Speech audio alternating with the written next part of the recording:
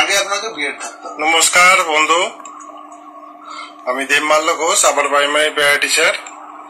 আজকে আমাদের কলকাতা উচ্চ আদালতের 35 নম্বর কোর্টে মহামান্য বিচারপতি রায় চট্টোপাধ্যায় মহাশয়ের ইজলাসে আপার প্রাইমারি কেসটি অ্যাডজার্ন ম্যাটার হিসেবে এডি 61 ছিল এবং প্রাইমারি কেসটি এডি 185 এর লিস্টে ছিল। তো মহামান্য বিচারপতি আজকে একদম শেষ লগ্নে 4:10 এই দুটো ম্যাটার নিয়ে ধরেছেন।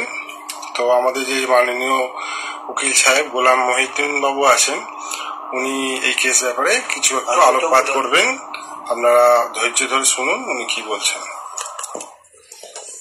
আমাদের মামলাটা আজকে ছিল, কিন্তু যেহেতু সর্বশিক্ষা মিশনের যিনি লয়ার অর্জুন বাবু, ওনার বাড়িতে যেহেতু মারা গেছেন, মারা যাওয়ার জন্য উনি আজকে থাকবেন না, আমাকে কালকেই রাত্রে জানিয়েছিলেন। আলটিমেটলি ম্যাটারটা ফিক্সড হলো।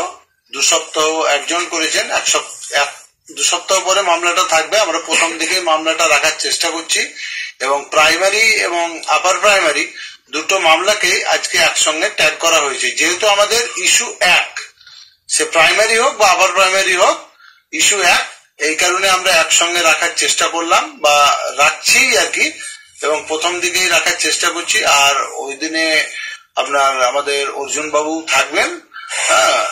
মামলা আমাদের আশা করছি ওই দিনে আমাদের মামলাটা আগামী দিনে ফাইনাল আমাদের হবে। দীর্ঘদিনের যে আমাদের অপেক্ষা তার অবসান হয়তো ঘটবে।